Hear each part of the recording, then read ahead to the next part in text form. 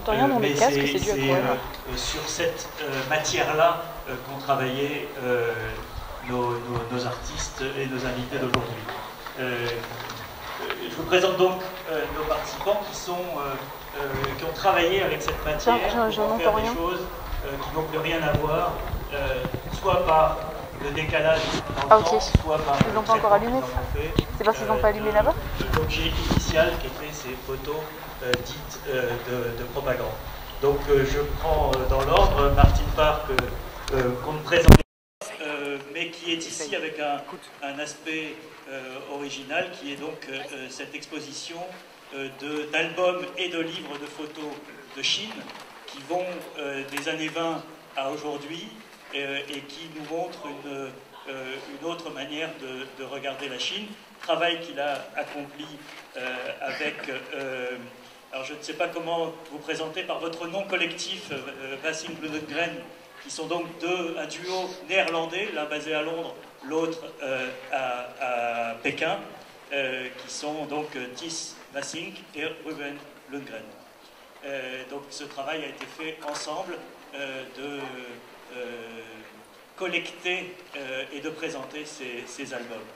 À la gauche, Claude Hudelot, qui lui aussi est un grand habitué d'Arles, mais qui est surtout un collectionneur d'objets maoïstes devant l'éternel, et qui présente ici une série de panoramas. Ce sont des photos qui ont été faites pour marquer un événement en Chine maoïste, qui sont des photos qui peuvent être absolument monumentales, puisqu'il peut y avoir des centaines de personnages dessus, impeccablement alignés autour du cadre local ou de Mao dans certains cas. Claude avait présenté ici, il y a quelques années, un documentaire sur les deux photographes de Mao, qui donc étaient des photographes officiels de propagande et qui était venu à Arles accompagner la présentation du film. C'était un moment assez émouvant, je dois dire, assez intéressant. Et il est aussi l'auteur de ce livre que vous avez peut-être vu circuler à la tribune et qui intrigue tout le monde, qui est le grand Mao, qui est un livre sur sa collection unique au monde d'objets de l'ère maoïste. Nous en parlerons certainement tout à l'heure. À côté de Claude, Anouk Durand qui présente ici un livre, donc vous pouvez le présenter, qui s'appelle Amitié éternelle, qui est également une expo à Arles, et qui est un travail extrêmement original, puisque c'est un roman photo effectué à partir de photos réelles de propagande de l'Albanie à l'époque communiste, et à l'époque où l'Albanie était la meilleure amie de la Chine de Mao, qu'elle n'a plus été lorsque Mao a disparu. Et à partir de ces images réelles, elle raconte une histoire vraie en passant par la forme du roman photo totalement romancé. Donc c'est une pirouette assez étonnante dont elle nous parlera.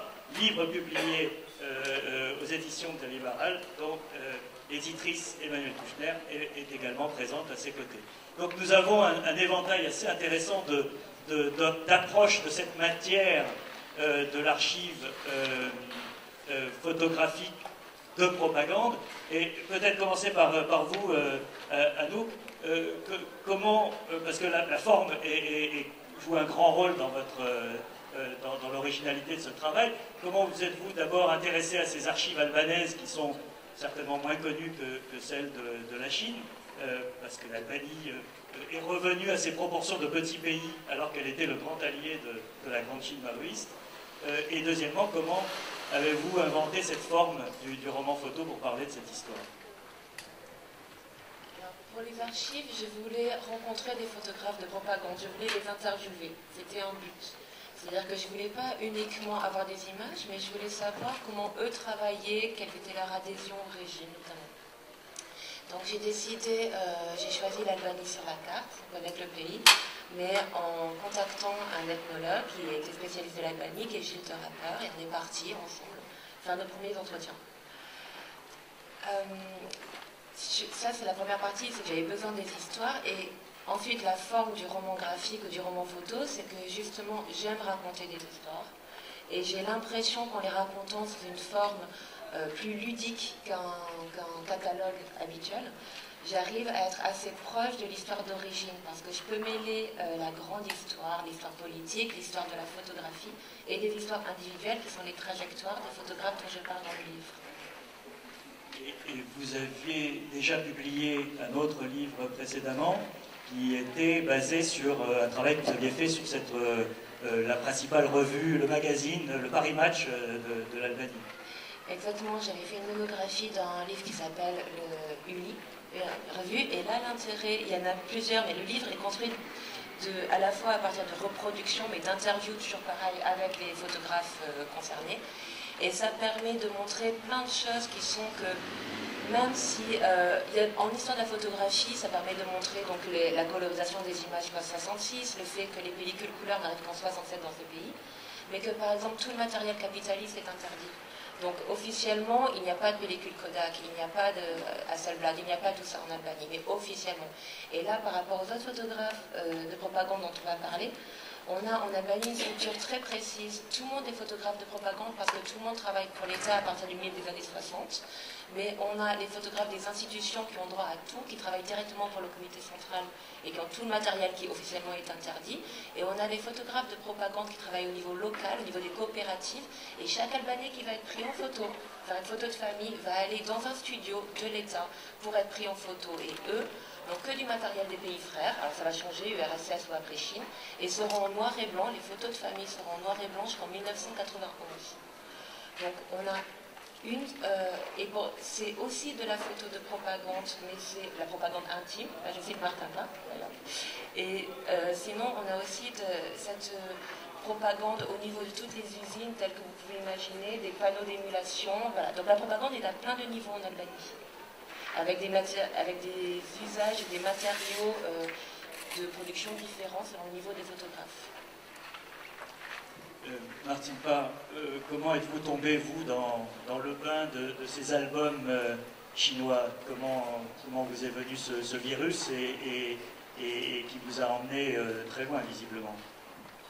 Well, I've been collecting photography books for many years, and I've collected books from all over the world, and part of my job is to try and find as many books as possible from hidden corners, if you like. So you obviously have Europe and America, but for me the challenge was to find books from Latin America, from Japan, from China. And I started going to China maybe 10 years ago more frequently, and I knew that Rubin had moved there, and contacted him and said, when I go to the flea market, would you be able to come round with me and help me talk to the dealers, because most of the dealers in the main flea market in Beijing don't speak English. And he joined me, and he sort of got hooked into it. Like, it's a slightly addictive habit. And once you get hooked in, and in fact, I'm sure you can pick up the story, Ruben, really. Do you want to, shall I pass it over to him? Yeah. Well, basically from that moment on, we kept on buying books. So from time to time, I sent links to Martin and said, I see this is a book, or I just bought like 30, 50 copies of whatever you could find. It was a small paradise, basically, because we didn't know anything. The only, criteria we had is it's a good book or not. So, good books enough. That's how basically started. Donc des livres qui peuvent être des histoires personnelles, un livre familial, ou des histoires totalement officielles provenant d'une volonté de propagande de l'État. It can be, we started basically with a lot of Mao propaganda books. Obviously, we found a couple of books published in 1959, which is a great propaganda year. The 10th anniversary of the revolution. Yep. And from then we just took it on without actually placing it in corners and saying this chapter. We didn't do that in the beginning. We just good books and keep on piling up. It could be anything. But I think at some point, because of the timeline, we also realized there are very little books on from the 30s at some point, and then started looking more into Japanese and Chinese, the Japanese-Chinese War, and that was kind of like another gap to fill in the timeline. Parce que ce qui est assez remarquable dans cette histoire de quasiment un siècle qui est couverte par ces albums, c'est qu'on a la propagande japonaise ou anti-japonaise de la première partie du siècle, la propagande maoïste, et puis la société post-maoïste, toujours un peu communiste, mais aussi un peu capitaliste, et on a de la production actuelle. Alors comment vous segmentez ces périodes?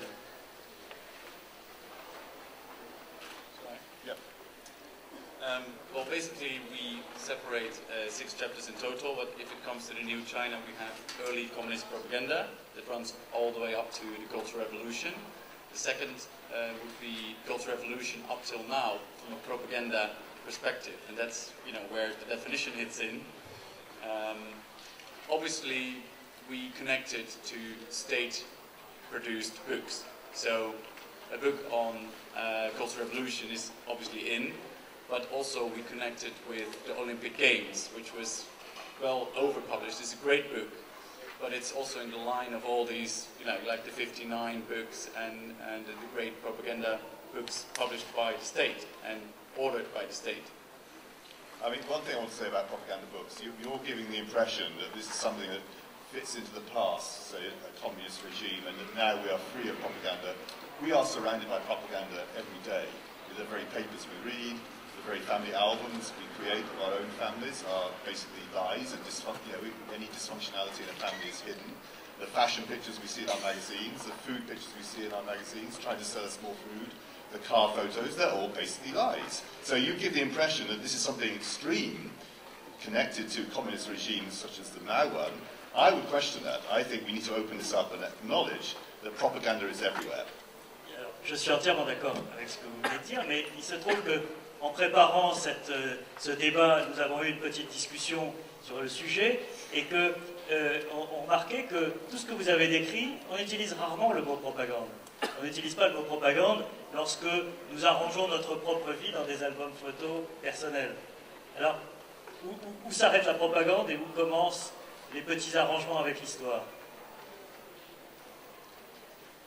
Well, there's personal propaganda, and the sort of propaganda that we surround ourselves with, and then there's propaganda that can be associated not only with communist regimes, but all the nastiest regimes in the world generally had a lot of propaganda.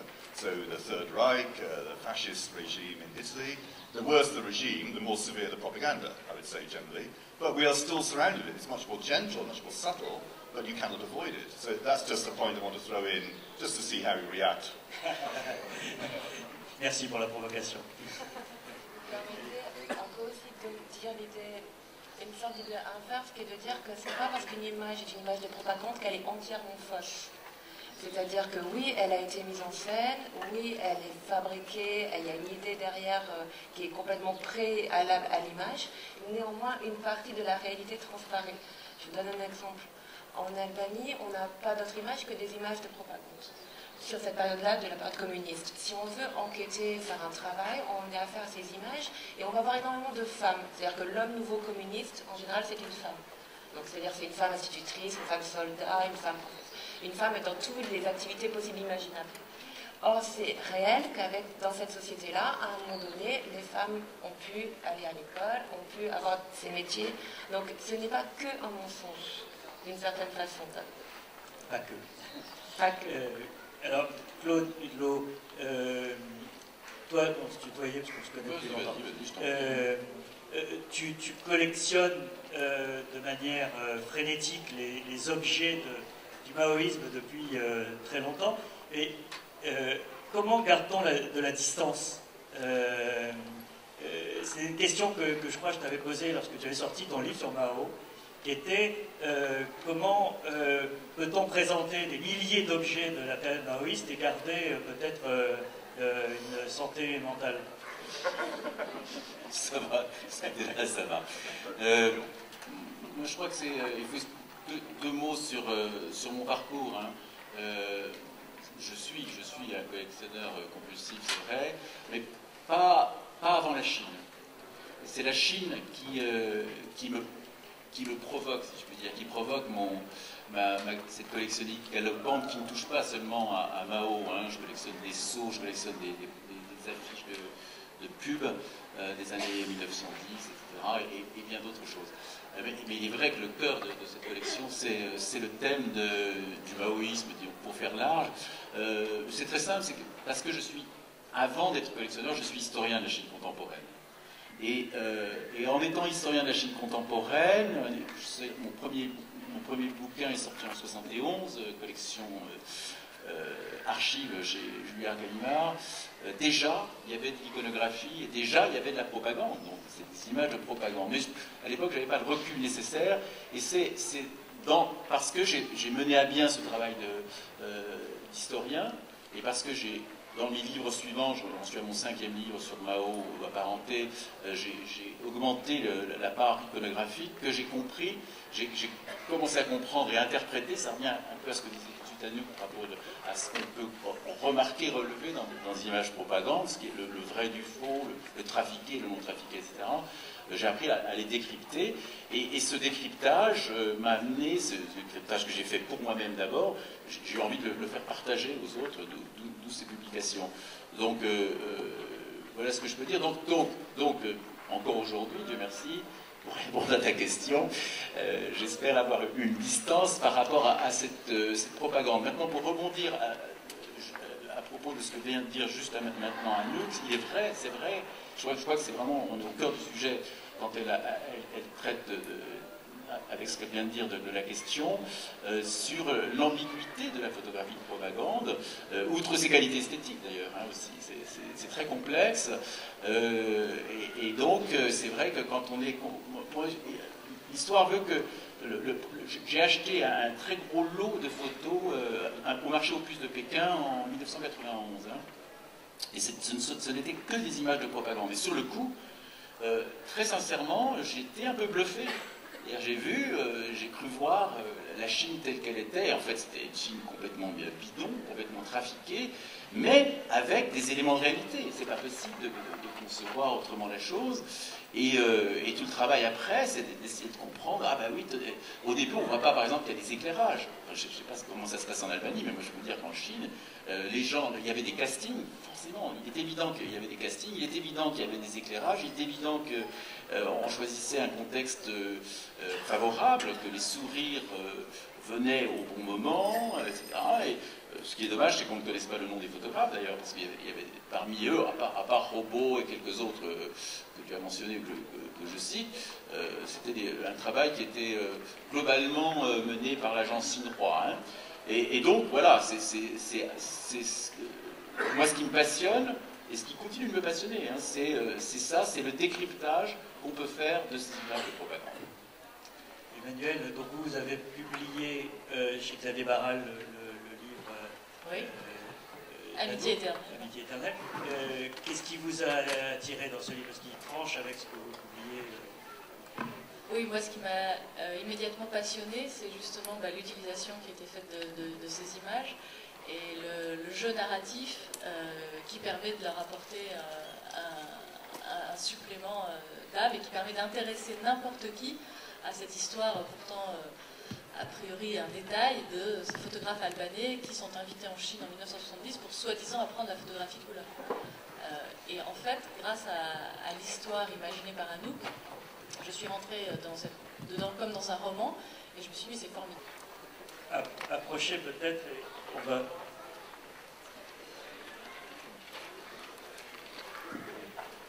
C'est tellement précieux d'avoir un témoin et un acteur comme lui.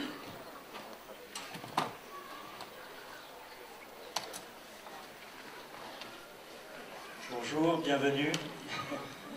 Ravi de vous voir. Donc, présentez-nous peut-être, monsieur. Murat Philo, qui est donc ici présent, et à côté de lui, j'ai le rappeur qui est le seul qui va pouvoir traduire l'albanais pour nous aujourd'hui. Et donc, un photographe qui a travaillé, qui dans l'histoire est chef de cette délégation de photographes albanais envoyés en Chine. Il travaille alors pour le ministère le ministère de la Culture. Et la différence entre lui et l'autre personnage du régime, du roman photo, c'est que l'autre personnage s'appelle Rifik Veseli, et lui est un photographe privé. Donc ça nous raconte déjà une petite histoire, c'est que dans ce système communiste, en 1944, ils avaient plein de choses à faire, ils n'ont pas eu tout de suite le temps de s'occuper de la photo. C'est-à-dire qu'ils ont laissé des photographes privés avoir leur pratique de photographe. Ils sont arrivés très vite à se dire que ce n'était pas possible, et dès 1966, ça dépend des villes, à peu près milieu des années 60, ils ont interdit toutes les pratiques privées de photographie. À partir de là, tous les codes ont été imposés, c'est-à-dire que, par exemple, sur influence des photographes chinois après la révolution culturelle, on va décider que certaines poses ne sont pas autorisées. Pas de clair-obscur qui est bourgeois, pas de maquillage pour les femmes, pas de contact entre hommes et femmes qui ne sont pas mariés. Et les codes vont être de plus en plus stricts. Et les photographes comme Pleurat ou d'autres vont devoir toujours respecter ces codes et faire attention que les photos prises précédemment n'existent plus. On passe le temps dans ce pays à détruire les images.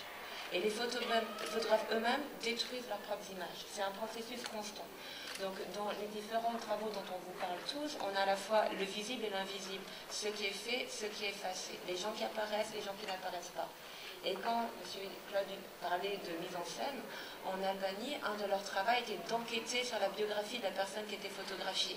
Une erreur grave de photographe aurait été de photographier quelqu'un qui n'avait pas une bonne biographie, c'est-à-dire quelqu'un qui n'était pas un bon communiste, pour résumer. Donc, en discutant moi, avec les photographes albanais que je peux savoir tout ça. Ils sont une mine d'histoire totale. Et dans leur pays, cette période-là, ils ont du mal à en parler, ils n'ont plus très envie, ils ont envie de passer à autre chose. C'est une démocratie, vous savez, en Albanie, il se passe plein de choses là-bas.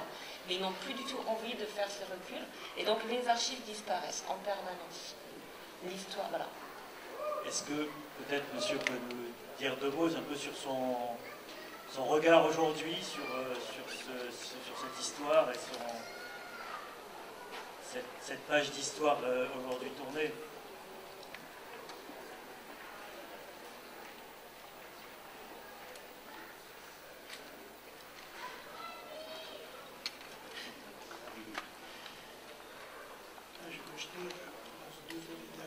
Mas desta vez da frase da motion.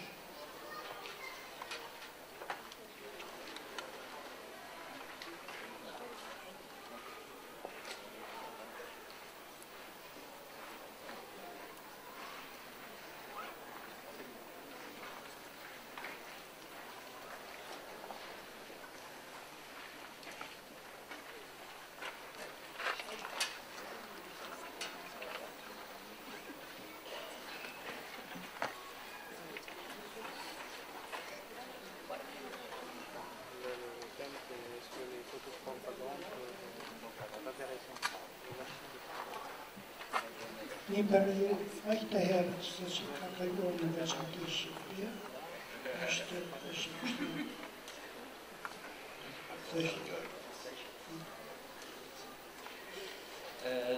ce qu'il dit, c'est que sa position aujourd'hui, enfin, c'est l'histoire entière. Son voyage en Chine, c'était il y a 44 ans. Lui est passé à autre chose. C'était une période très sombre. Voilà, pour lui, enfin, il a peu de... c'est bête à dire, mais peu de choses à dire sur cette période-là.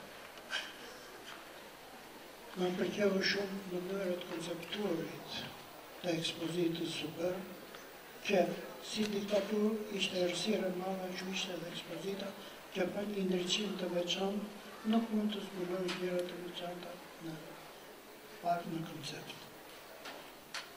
Et c'est pour cette raison que la façon dont l'exposition est présentée lui semble très intéressante, puisque la pièce est plongée dans la quasi-obscurité, et on découvre les choses à la lampe.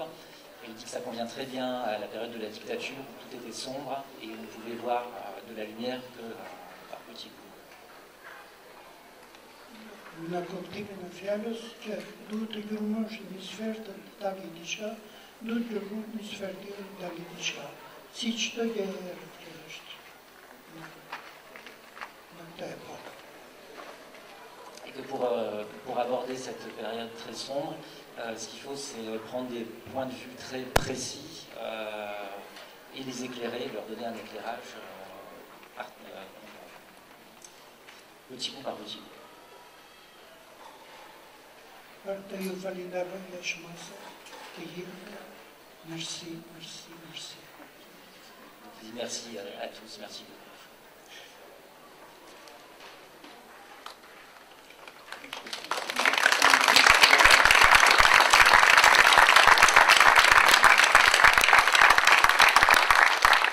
Merci à vous. Il y a une question qui me travaille, peut-être que Martine pourrait répondre. Est-ce que vous vous posez la question éthique? C'est-à-dire, est-ce que le fait de montrer aujourd'hui des images qui ont été utilisées pour opprimer, pour contrôler, pour manipuler les gens, est-ce que ça vous pose un problème, ou est-ce que le temps fait son œuvre et que la distance s'impose naturellement avec le temps?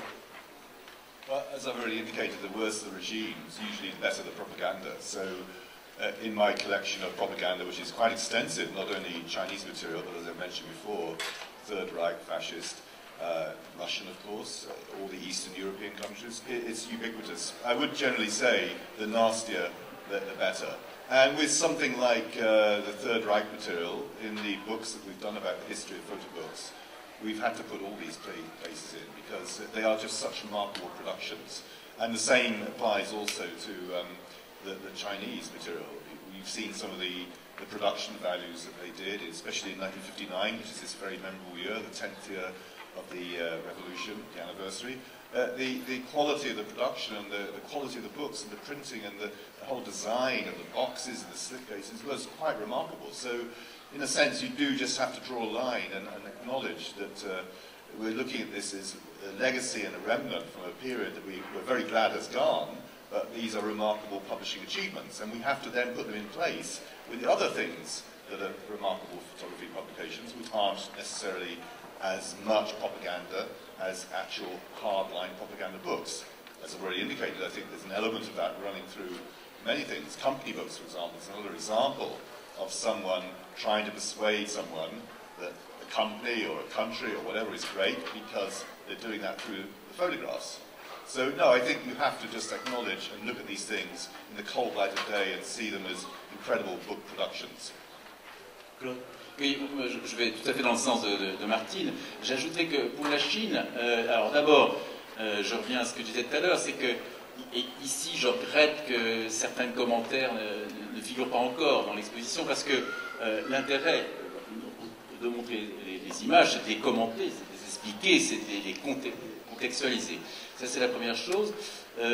Et la deuxième chose, alors pour la Chine qui est capitale, et je le dis devant des amis chinois qui malheureusement ne peuvent pas vraiment comprendre ce que nous disons ici, qui sont venus, qui sont des photographes, des professionnels, c'est qu'en Chine, cette période est totalement... il y a une omerta gouvernementale, tu sais, Pierre, puisque tu étais en poste longtemps là-bas, et qui est très très puissante, qu'on pensait, on espérait qu'avec le Xi Jinping et les nouveaux dirigeants, qu'on réouvrirait la mémoire chinoise, mais non, pas du tout. On continue de ne pas enseigner cette histoire, on continue de ne pas montrer des images, on n'en parle même pas dans les familles chinoises, parce qu'il y a de la honte, parce qu'il y a... Enfin, je ne veux pas développer, mais c'est... Et donc, montrer, faire ce travail de présentation, c'est ici à Arles, il faudrait que ça soit aussi en Chine, mais au moins ça ouvre une petite porte sur cette mémoire complètement occultée. Et à ce propos, vraiment, je vous conseille un tout petit livre, mais qui est absolument remarquable, qui a été écrit par un philosophe sinologue qui s'appelle Jean-François Bilter, qui s'appelle Chine 3 fois muette. Et alors, tout est dit, c'est 40 pages, mais tout est dit sur cette terrible, ce qu'il appelle le trou noir de la mémoire en Chine. C'est une expression qui, je crois, dit tout. Et montrer ces images avec des commentaires, encore une fois, et faire ce genre de débat, d'ailleurs, comme aujourd'hui, c'est peut-être aller un tout petit peu contre ce fait et cet oubli qui est monstrueux. Puisque c'est, je le dis au passage, le grand bond en avant, c'est 40 millions de morts dont aujourd'hui, on disait, dans le bouquin que j'ai écrit, je parle de 26 millions, 30 millions de morts, mais non, tout prouve qu'aujourd'hui c'était 40 millions de morts. C'est ça la propagande aussi, hein, propagande, c'est les effets de la propagande, viande, c'est ça. Ça c'est le grand bond l'avant, donc 59, c'est-à-dire c'est intéressant d'ailleurs, parce que par rapport à ce qu'il disait tout de suite, c'est l'année où il y a tant de bouquins qui sortent en Chine, 10 ans après, et puis on sait aussi les affres de la révolution culturelle, dont, je le rappelle, on va fêter le 50, je ne sais pas si on va le fêter d'ailleurs, le 50e anniversaire dans 2 ans. Voilà, donc je pense que c'est en ce sens-là que c'est intéressant. Martin? Yes. I mean, two comments here. I mean, first off, I think Ruben and I and Thijs would agree that our job is to explain the books and not to offer value judgments about them. It seems to me that Claude is coming from a much more philosophical approach, and therefore we have to take a different line. So our priority in our exhibition here was to try and explain why certain books happen, to try and give some chronology of the history of China, because by looking at the Chinese photo book, you also have to have an understanding of Chinese history. And the second thing to say is that the next venue that this show will be going to will be Beijing. But we acknowledge and understand that when it goes there, it too will be censored. So the Tiananmen Square books will not be allowed to be shown in Beijing. So it's very strange that we're talking about our books, predominantly propaganda about China, and when they go to China, they too become censored.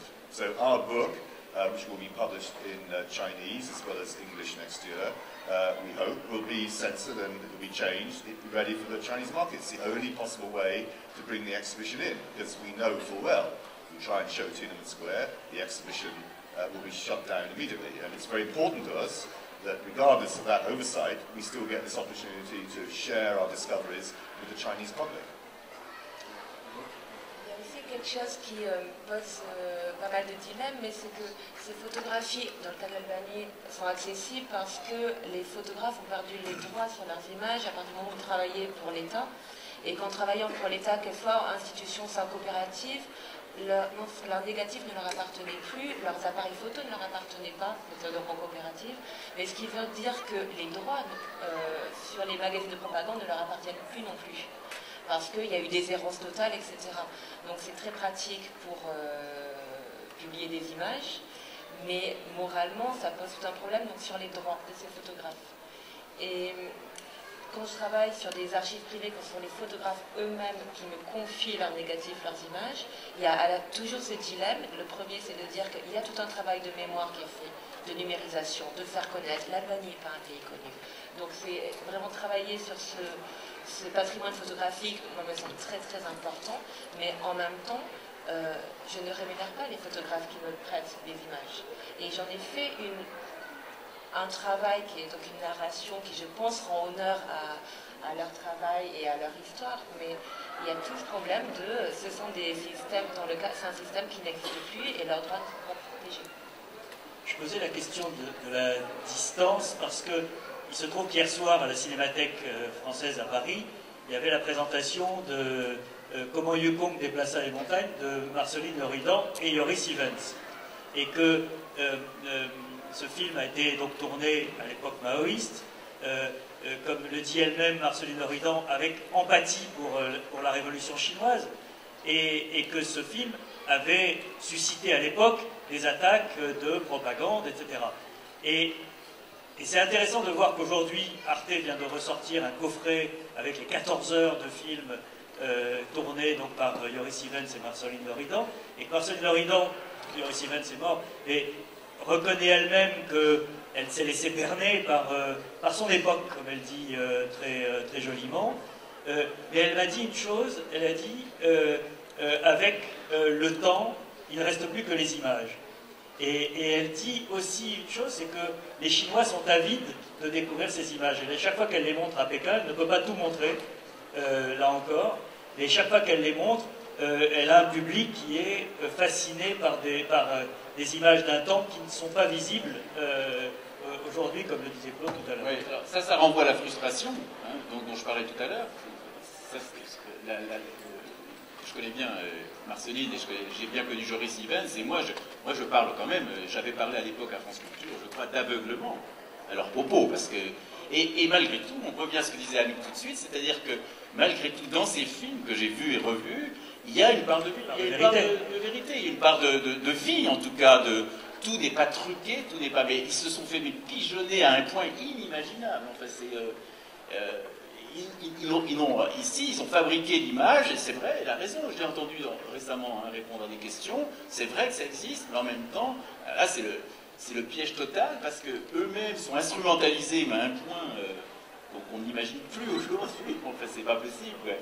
Et c'était très fort d'ailleurs, hein, là-dessus il faut souligner la puissance et l'intelligence de cette propagande, la finesse. Hein, je pourrais en parler des heures, mais sur l'esthétique, enfin, les couleurs, tout ça permet de matraquer comme ça et de squeezer des gens aussi intelligents, brillants que Marceline Loridan et Joris Evans. Okay. Yeah. I mean, when that film came out, the long documentary, obviously it was shown to the audience as, you know, having an impression of China, which was, you know, a closed-down country, and knowing not much what was actually going on in China, they took it for what it was. They took it for granted that that was the Great Cultural Revolution.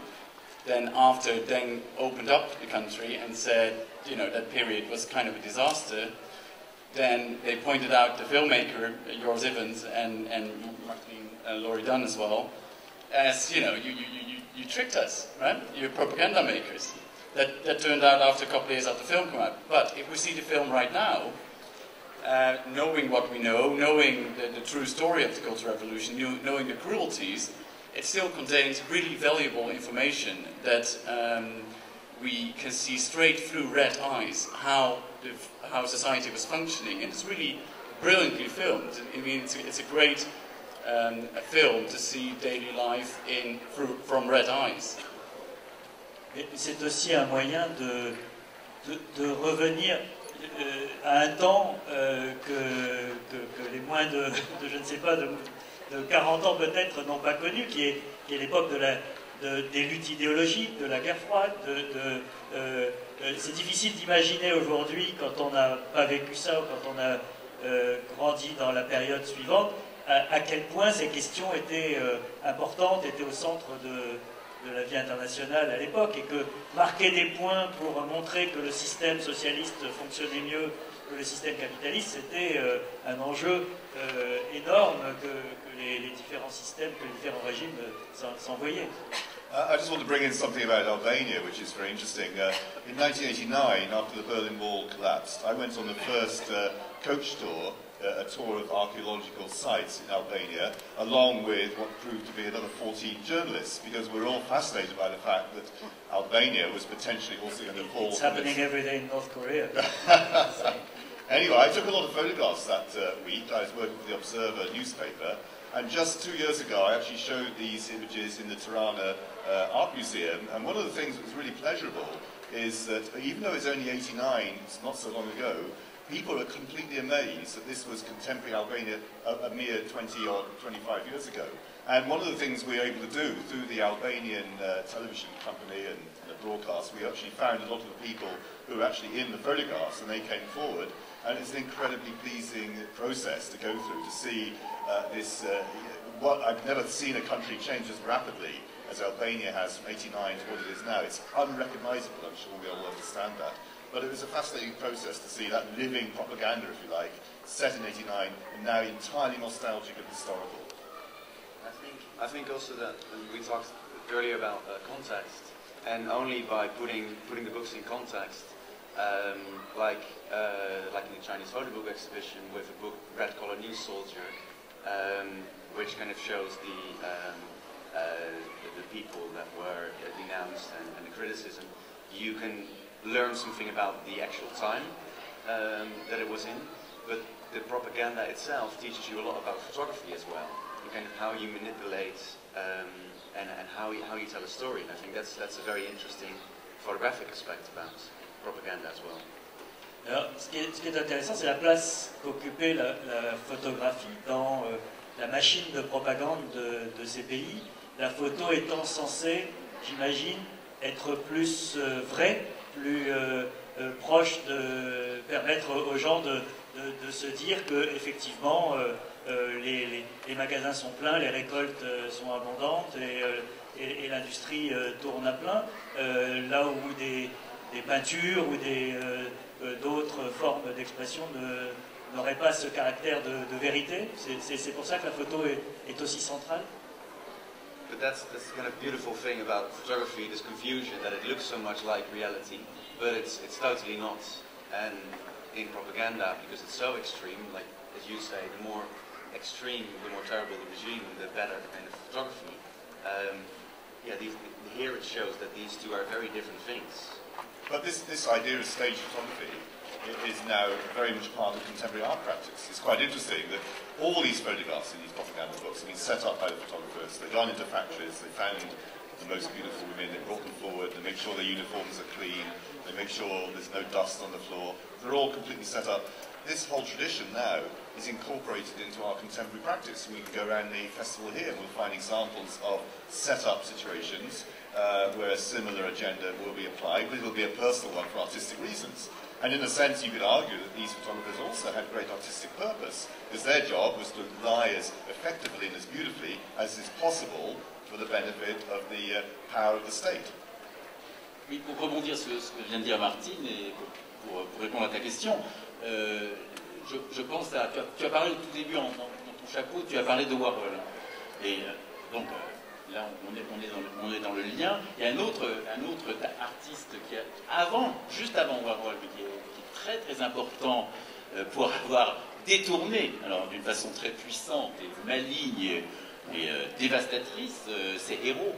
Hein, E2RO, l'artiste d'origine islandaise qui est français, et qui a fait, entre autres, cette fameuse peinture qui a détourné la fameuse icône, qui n'est pas une photo, qui est une peinture en chinois on dit Mao Zedong tue Anyuan, le président Mao en route vers Anyuan, et qu'il a placé sur la place Saint-Marc à Venise. Donc, là, je fais allusion à la relation à l'art. Maintenant, en ce qui concerne la photo, pour revenir à la photo en Chine, en tout cas, je pense qu'en Albanie ou ailleurs c'est la même chose, elle joue un rôle considérable. Pourquoi? Parce qu'elle permet, et seule, à ma connaissance, à l'époque, elle permettait de créer, la photo donc permettait de créer des icônes qui étaient soigneusement choisies par les plus hauts. C'était la femme de Mao qui choisissait ces photos. Hein, vous imaginez enfin, ce que ça représentait. Et ensuite, on choisissait donc un corpus d'images de 10, 15, 20 images. Et puis ces images allaient être reproduites sur des tas de productions. Hein, c'était des porcelaines, c'était des affiches, c'était etc. Par milliers, par millions, par dizaines de millions parfois. Et ça circulait dans toute la Chine. Ça, c'est un premier élément. C'est l'élément principal. Il y a un deuxième élément qu'on connaît moins en Chine, qui était qu'on fabriquait des expos. De propagande. C'est comme ça que ma collection s'est enrichie, hein, parce que c'est les photos que j'ai achetées, c'était des photos d'expos itinérantes qui avaient des numéros hein, qu'on envoyait dans des bourgs, des villages de toute la Chine. Et donc toute la Chine découvrait ces images qui étaient toujours différentes et toujours les mêmes au fur et à mesure et qui évoluaient avec le régime, hein, puisque vous savez que c'est tout sauf une ligne droite, hein, le régime communiste avec la révolution culturelle qui vient après le grand bond en avant. Entre-temps, il y a le fait que Liu Shaoqi prend la présidence de la République avant de disparaître en 67, et puis après c'est Lin Piao, etc. Donc c'est terriblement chaotique. Et tout ça aussi s'intègre dans les images. Et tout ça est passionnant pour les historiens.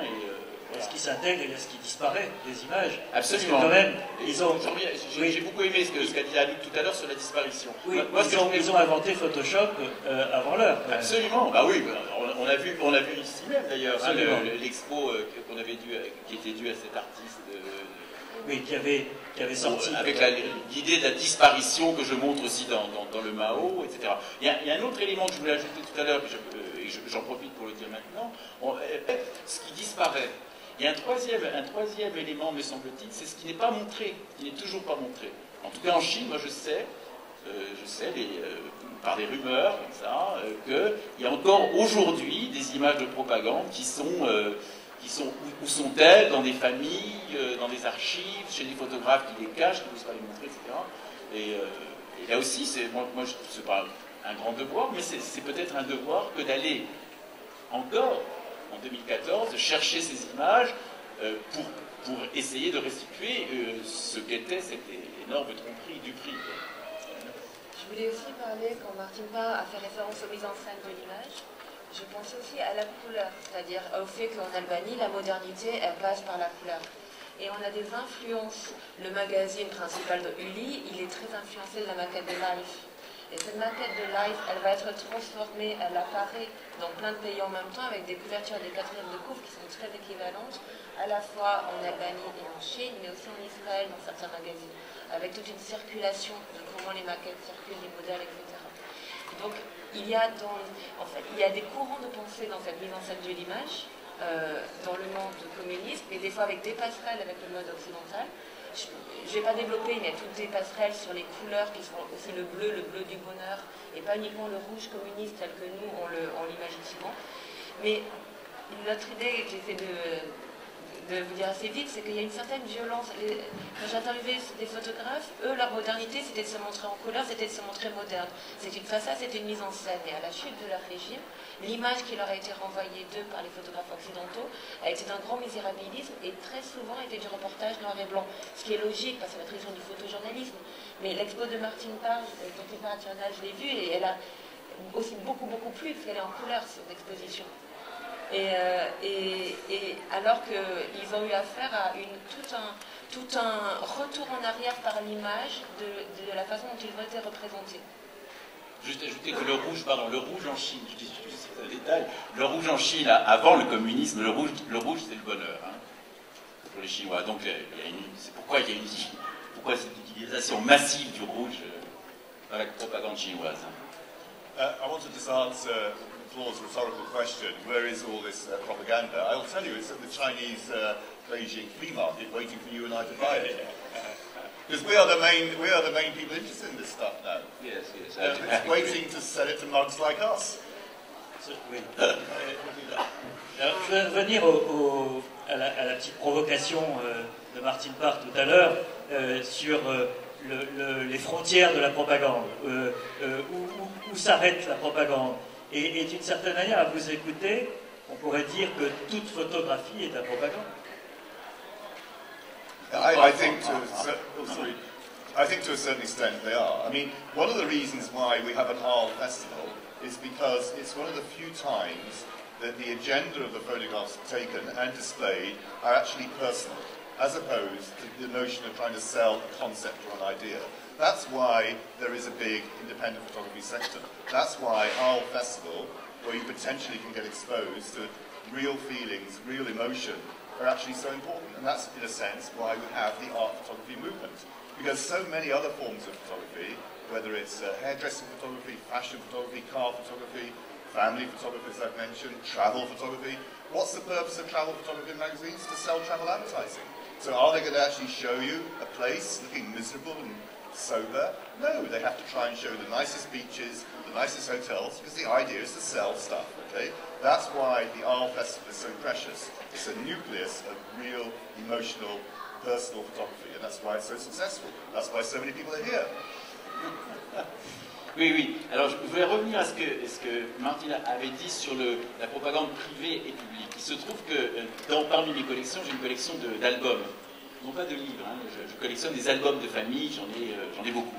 Albums de famille chinois. Alors, c'est très intéressant quand on voit ces albums, parce que dans ces albums, au moment critique, les familles ont glissé des images de propagande. Alors, au début, ça paraît presque banal en fait, hein. On voit Mao, on voit pas seulement Mao d'ailleurs, il y a des images de la révolution culturelle, mais c'est surtout Mao qui est là, et donc parfois ça structure complètement le livre, hein, complètement, et on a poussé le bouchon plus loin. Il y a des albums qu'on vendait avec des découpages, hein, des incrustations qui permettaient de glisser la photo de famille dans donc des scènes de propagande. Et c'est divin, hein, c'est kitsch. Je n'ai pas encore vu l'expo de ces messieurs, mais je suppose qu'il y a de ça.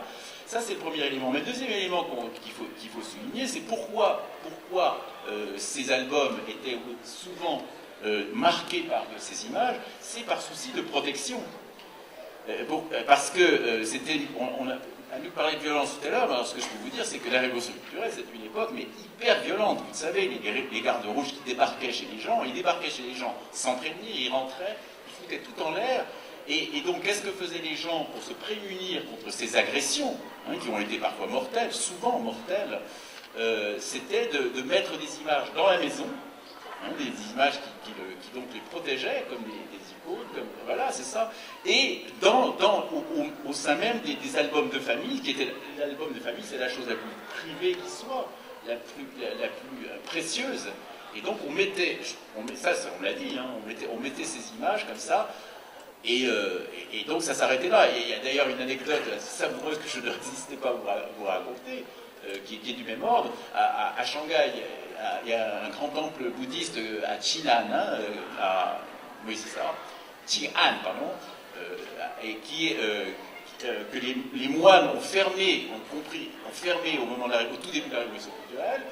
Et ils ont eu une idée extraordinaire de mettre, ils ont mis des images de Mao sur les portes du temple, et ce temple n'a jamais été dévasté comme les autres temples. Pardon. Je voulais aussi rajouter qu'on est assez maintenant familiarisé à l'idée que toute l'image, de façon générale, le noir et blanc, c'est pas la réalité, ne sont pas des personnages en noir et blanc, donc le noir et blanc est trompeur, ça, tout est trompeur. Et moi, j'ai fait que par rapport à ces images-là, j'ai préféré en jouer entre le vrai et le faux. C'est-à-dire, en jouer, c'est utiliser des images d'archives, les présenter, mais moi aussi je les ai truqués. Et je les ai truqués en utilisant à peu près les mêmes ressorts que certains. Je vous donne un exemple. Je parle de 3 photographes. Ils étaient 4. Et le 4e, il est dans plein de photos. Mais sur une image, il met par exemple à la pliure du livre. Je n'ai pas utilisé Photoshop, j'ai juste mis à la pliure. Ou alors une autre image, c'est juste en cadrant l'image sur une design que j'ai fait sortir du cadre. Et j'ai passé mon temps à faire disparaître ce personnage. Alors tout simplement parce que nous ne l'avions pas encore interviewé avec Gilles, et je ne voulais travailler que sur des personnages dont j'avais eu des récits assez précis. Et ce jeu de faire disparaître, certaines archives sont absolument justes, d'autres sont réellement, on peut trafiquer. Et pour moi, ça me plaît. En voyant la différence entre l'expo et le bouquin, on peut le trouver, le 4e très facilement. Dans l'expo, il apparaît. Mais je trouve que maintenant, on est une génération où on sait tellement trafiquer les images qu'on est familiarisé avec ça. Et faire ce lien sur, oui, c'est un livre d'archives, oui, ce sont des enquêtes, et bien pourtant, ce n'est pas l'entière vérité, parce qu'aucun récit ne permet de prétendre à cette entière vérité historique. Donc autant en jouer.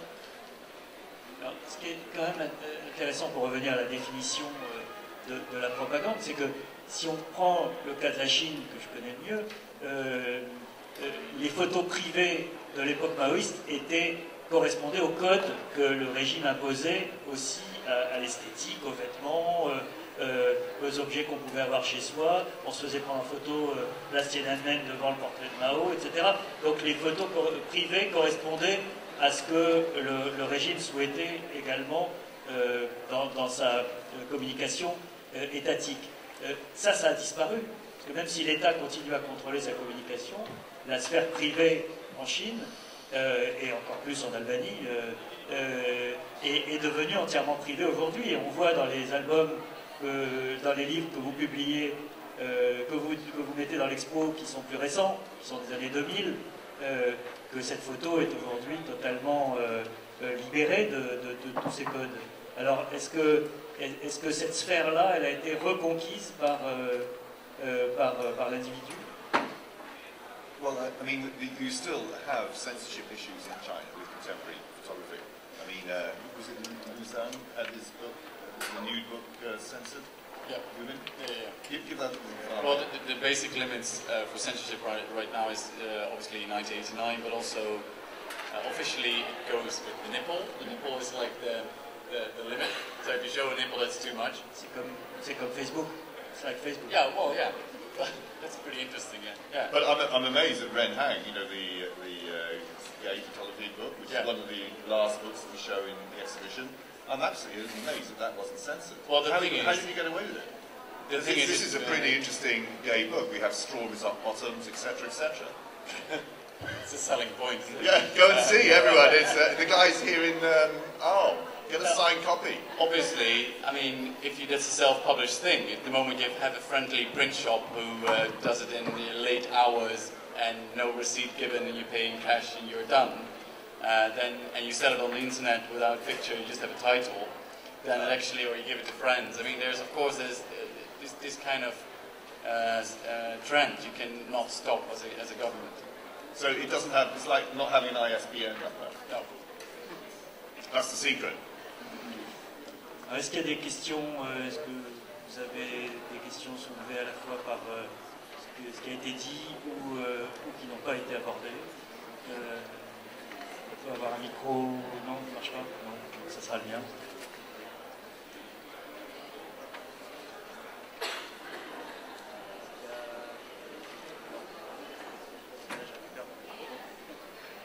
Personne?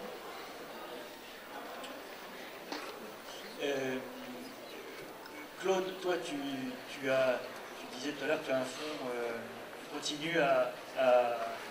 Est-ce qu'il y a encore des pépites à découvrir dans ta collection? Non, pas dans ma collection, tu veux dire. Dans ta collection. Que j'enrichisse, oui, que je puisse enrichir. Il y a des choses que tu n'as pas montrées aussi. Ah oui, bien sûr. Oui. D'abord, on est fixé là sur la propagande, mais j'ai une autre collection sur les photographies de mariage en Chine, qui vaut 5% de cacahuètes, je crois. Mais pour rester sur notre thème, oui, moi je suis persuadé que... mais là c'est du boulot parce que le marché commence à s'épuiser quand même, hein, c'est clair, même si nous sommes plusieurs en concurrence là-bas. Mais je suis persuadé qu'il y a encore... Oui, je suis persuadé qu'on a encore des choses à trouver. Récemment je suis tombé sur quelques albums qui sont vraiment assez exceptionnels de mon point de vue. Et puis il faudrait que j'y passe plus de temps, rencontrer plus de gens, etc. pour continuer. Mais avec la perspective de cet anniversaire de la Révolution culturelle, je pense qu'il y a encore de beaux jours pour la collectionnite. Vous continuez à travailler sur ces photos d'archives? Oui, pareil, quand je peux faire des terrains, je repars en Albanie. Et je travaille beaucoup sur la photo de famille et les photos qui sont dans les familles, avec une question en suspens, c'est que si on compare avec la Roumanie ou d'autres pays, il y a eu des photographes entre guillemets subversifs qui n'ont pas montré leur collection durant le régime, mais ensuite les collections ont ressurgi. À notre connaissance, en Albanie, on ne trouve pas ça. C'est-à-dire que le système était suffisamment verrouillé, donc il n'y a pas eu de tentative en tout cas, très peu de liberté de création. Donc il y a plein d'autres choses à trouver, d'autres pépites à trouver. Puis je me demande si un jour on tombera sur ce genre d'expérience. Une question, vous avez dit que vous avez collectionné des livres de photos de tous les horizons. Est-ce que vous faites une différence entre par exemple les photos de l'époque nazie et les photos de ces régimes communistes? Est-ce que dans votre façon de les traiter, vous faites une différence? Well, it's very difficult to find actually information about some of these things. Third Reich, surprisingly, is a very open and transparent market. There's experts in that, you can go to them and you can buy the material. Recently, I became aware that one of my big gaps was in Italian fascist books. There's actually no real dealers in Italy that specialise in this. They may have a few things. There's no book written about it. So luckily I met a curator in Italy, and he was able to take me around. He's very knowledgeable. He was able to take me around to a mixture of bookshops, and I went on a book buying trip just to get Italian fascist material. So in that week or so, I really did find a lot of fantastic material. And you suddenly realise that in Italy, more so than even the Third Reich or even China, that era was brushed under the carpet. They didn't want anything to do with it, which is why the information was so scarce. So slowly but surely, in my quest to locate the interesting remaining pockets of undiscovered photography books, and I think the China collection is one such example. And one thing I would say is that our book will come out next year. In 5 years, 10 years' time, our book will be out of date, because in that period that will follow, more books will come out. I mean, we've been as thorough as possible, but you can never guarantee that you'll cover and find every book. But eventually, I am going to run out of places to go and look for books, because we know there's not going to be a big photographic book market in Ethiopia, so there's not really much point in looking. But there are a few little areas like Iran, Taiwan, Indonesia, where I feel there's some more work to be done. But it's like an obsession of mine, and I think I'm getting to the point where the collecting will plateau out. And much to my disappointment, I don't think there's anything as incredible as the Chinese hidden history of photography books still to be found. Ma question était aussi par rapport à notre rapport à cette histoire, parce que j'étais frappé, par exemple, il y a quelques années, j'avais compté le nombre de portraits de Mao à la FIAC, donc dans une exposition d'art contemporain. Il y avait 7 galeries qui avaient des peintures ou des photos, etc., dans lesquelles il y avait Mao. On ne trouvait pas une autre personnalité historique. Il y avait un petit Che Guevara quelque part et un Kennedy ailleurs. Et il n'y avait que Mao qui avait fait son entrée dans le monde de l'art et y restait. Et pas Hitler, pas Mussolini, pas d'autres personnages historiques, ou pas Staline. Et est-ce qu'il n'y a pas, par rapport à cette histoire chinoise, quelque chose de particulier? Well, the fascinating thing about that is one of the great explosions in the art world in the last 20 years has come from China. We've seen it in Arles 10 years ago. We had the incredible exhibition of Chinese art. And of course, art follows money. And China's economy grew at this incredible rate in the last 25 years. And the thing that inevitably happens is there's money swashing around the economy, and artists produce art in order for people to buy art. And that's why, because China's the new biggest player in the art market, the image of Mao inevitably will be an integral part of that, because one of the things they're defining is a relationship to the old regime and a new relationship to what's happening now. And the icon of Mao, therefore, is an incredibly useful thing to actually incorporate into your artworks. That's why I believe when you go to the art fair now, you will still find it. But in fact, the heat's off the market in China, because they've realised that some of these artists were a bit phony baloney, and it's now settling down. And some of the photographers, I've been told recently, that came out and emerged 10 years ago are now trying to be bad painters, because there's more money in painting than there is in photography. So, you know, the market always follows the money, or vice versa.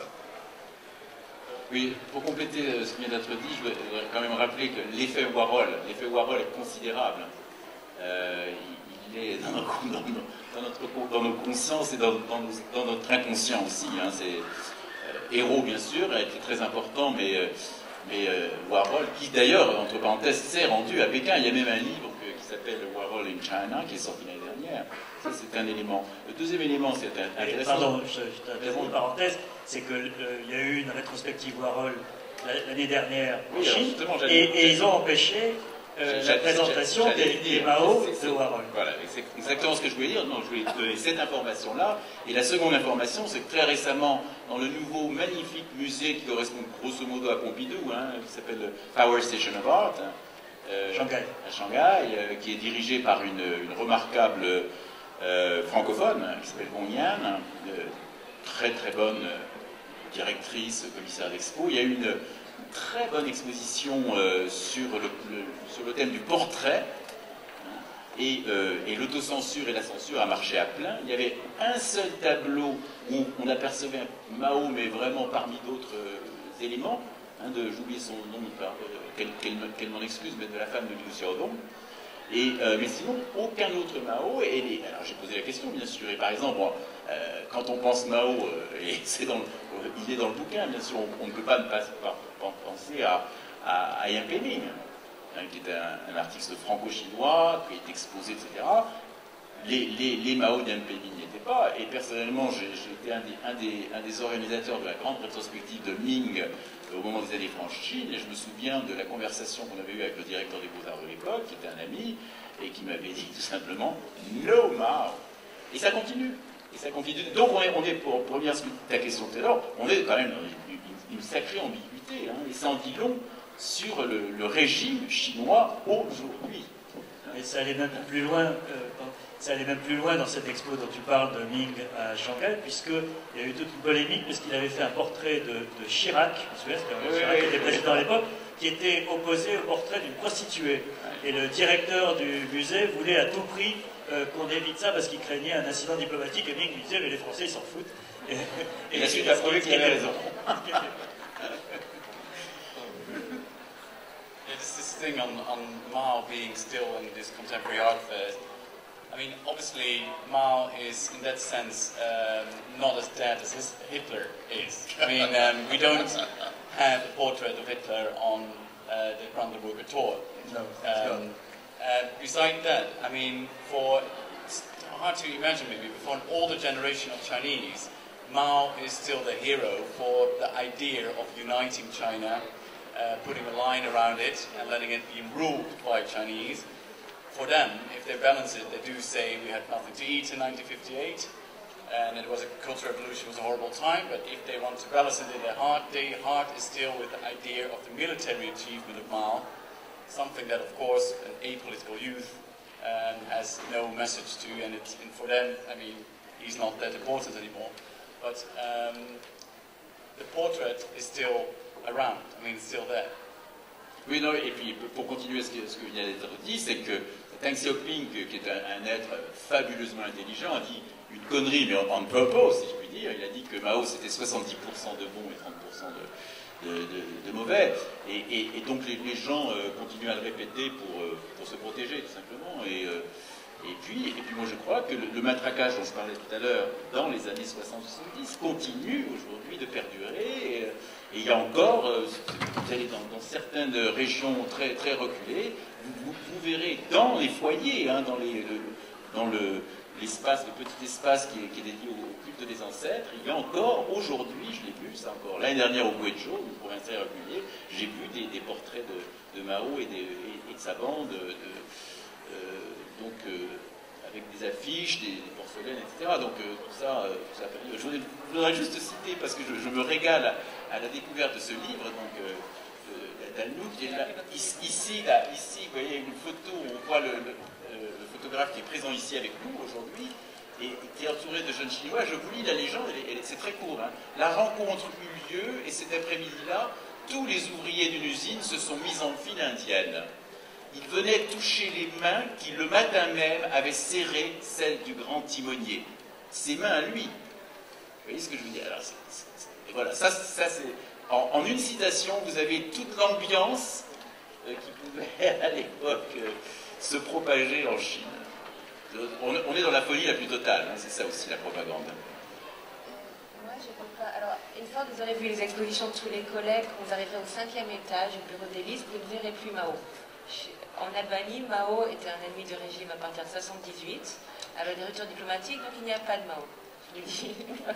Mais je voulais juste dire que je ne peux pas expliquer exactement ce qu'on appelle l'ostalgie, c'est-à-dire ce goût pour la propagande communiste, qui en Albanie, on l'a vu apparaître, c'est-à-dire que dans les premières années, 2008, il n'y avait pas. Et récemment, tous les mugs à l'effigie d'Enver Hoxha, les hôtels reconstruits sous décoration communiste, etc., c'est quelque chose qui est très récent et clairement qui ne s'adresse qu'aux touristes. C'est-à-dire que les Albanais de cette génération-là ne boivent pas leur thé dans le mug Enver Hoxha, ça ne les amuse pas du tout.